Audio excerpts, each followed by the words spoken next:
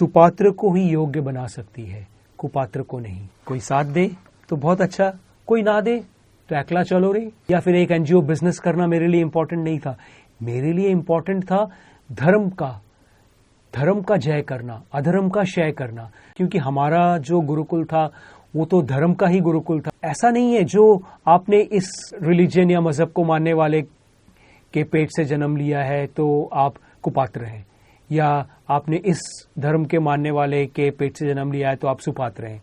ऐसा नहीं है। सतयुगी विद्या को आपको दूंगा अर्थशास्त्र के माध्यम से।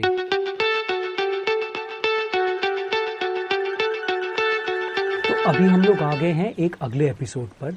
यहां पर हम लोग क्या क्या जानेंगे वो तो हम लोग जैसे जैसे करेंगे, पहले से मैं बताना नहीं चाहता हूं, जैसे जैसे करेंगे वैसे ही जानेंगे। हम लोग शिक्षा पे ही तो थे पिछले एपिसोड में, हम लोग शिक्षा से ही लेके आगे बढ़ते हैं।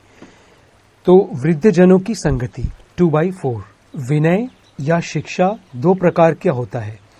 एक होता है कृतक, जिसका मतलब है कृत्रिम, माने आर्टिफिशियल, बनावटी, नैमित्तिक, जो दिखावे के लिए होता है। और दूसरा है स्वाभाविक, माने स्वतः सिद्ध। माने विनय जो होता है या फिर शिक्षा जो होता है, इसको तो हम लोग सब जानते हैं। क्योंकि एक होता है आर्टिफिशियल, जैसे आप पढ़ रहे हैं कुछ, इसका मतलब पता नहीं कितना काम में आएगा कितना नहीं आएगा, इसका कुछ भी पता नहीं है। हमें पढ़ना है तो हम पढ़ रहे हैं, हमें जानना है तो हम जान रहे हैं।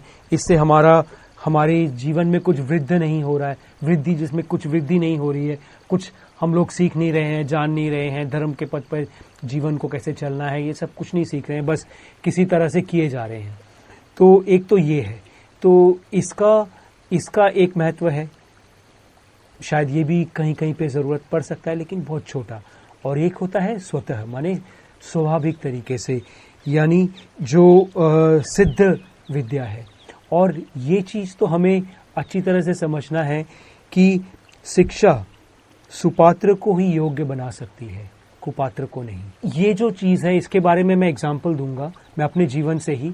मैंने 2002 से 15,000 से भी ज्यादा मेरे स्टूडेंट्स या शिष्य बोलो, जो मैंने बस्तियों में, कोलकाता के और गांव में जहां पे मैंने पढ़ाया, इन 15,000 स्टूडेंट्स में से 10-12 ही शायद मुसलमान नहीं थे। क्योंकि हमारा जो गुरुकुल था वो तो धर्म का ही गुरुकुल था, धर्म के हिसाब से चलने के लिए ही था वो।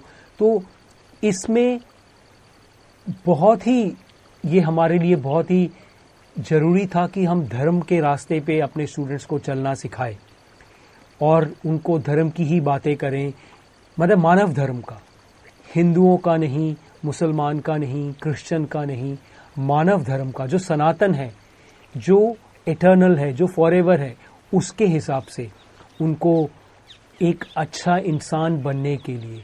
ऐसा नहीं है जो आपने इस रिलीजन या मजहब को मानने वाले के पेट से जन्म लिया है तो आप कुपात्र हैं, या आपने इस धर्म के मानने वाले के पेट से जन्म लिया है तो आप सुपात्र हैं। ऐसा नहीं है। क्योंकि ऐसा भी हुआ है, जो बहुत सारे हमारे पुराणों में और कहानियों में इस तरह से है कि कोई है जिन्होंने एक असुर के पेट में, एक दैत्य के पेट में जन्म लिया, गर्भ से जन्म लिया, उसके वीर्य से जन्म लिया, लेकिन वो धर्म को मानने वालों में से सबसे आगे थे। वो इस तरह से थे कि भगवान को भी आना पड़ा अपने नरसिम्हा अवतार में और उनकी रक्षा करनी पड़ी। कुपात्र पिता से सुपात्र पुत्र की। इसीलिए जब मैं समझ गया जो हमें सिर्फ सुपात्र को ही विद्या देना है, तब धीरे धीरे मैंने वो सब अपने गुरुकुलों को धीरे धीरे कुछ वक्त के लिए, आने वाले समय के लिए, उनको मैंने धीरे धीरे करके मैंने उनको डाइल्यूट कर दिया, उनको धीरे धीरे करके मैंने उनको बंद कर दिया। क्योंकि मेरा मकसद तो पैसा रोजगार करना नहीं था, मैं कर भी नहीं रहा था।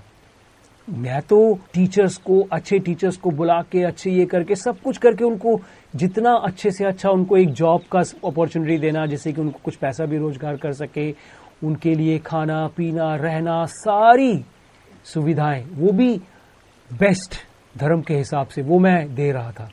जब मैंने देखा जो कि नहीं, मैं करता जाऊंगा, लोग अपना काम बनता, भाड़ में जाए जनता, केयर भी नहीं करना, वो जानना भी नहीं चूंकि धर्म के पथ पर चलना क्या होता है।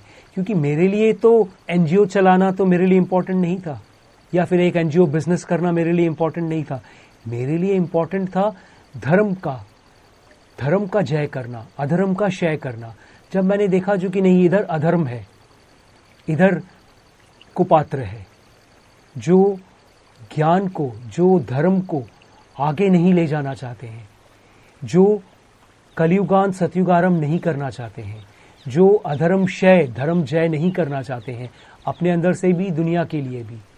हाँ, अगर कोई करना चाहता है तो मुझे तो लोगों की जरूरत है। मैं तो एक मिलिट्री ऑफिसर था पहले, और मिलिट्री का ही संतान रह चुका हूँ। देशभक्ति और देश और मनुष्यता, मानवता, धर्म, यही सब मेरे अंदर स्वतः था। तो मैंने जब ये सब शुरू किया था, मुझे तो कोई चैरिटी बिजनेस या एनजीओ बिजनेस या नोबेल प्राइज या रोमन मैग्सेसे अवार्ड या कुछ बड़े बड़े ऑस्कर्स और ये सब का तो मेरा लक्ष्य नहीं था। ये सब करने के पीछे मैं तो एक सतयुगी हूं, एक साधारण, सबसे निम्न प्रकार का, सबसे छोटा आदमी हूं। तो मेरा मकसद था मानवता का कल्याण। तो मैं जब ये काम शुरू किया तो मेरे रिश्तेदारों ने, फिल्म इंडस्ट्री के कई लोगों ने और बहुत लोगों ने जो भी मुझे जानते थे, उन्होंने बोला क्या कर रहा है कोराक। लेकिन मैं तो किसी को इन लोग और उन लोग नहीं कर सकता हूं ना। मेरे लिए तो बस मनुष्य है, वो मनुष्य जिनको ऊपर वाले ने जन्म दिया है, भगवान ने जिनको जन्म दिया है। उसके बाद उन लोगों ने क्या करवाया अपने साथ और रिलीजियस या मजहबी बन गए, वो अलग बात है। लेकिन मेरे लिए तो सब मानव है, मेरे लिए तो सब भगवान के किए हुए, भगवान के दिए हुए दायित्व है। तो मैं तो अभी भी चाहता हूं कि लोग आए, लेकिन जब आए और करे तब वो अपने जो अंदर के जो अधर्म है, अपने अंदर के जो मानवता या मानवता के विरुद्ध जो भी विचारधाराएं हैं, उन्हें छोड़कर आना पड़ेगा। उसको अगर साथ लेके चलेंगे तो नहीं हो सकता है धर्म का काम।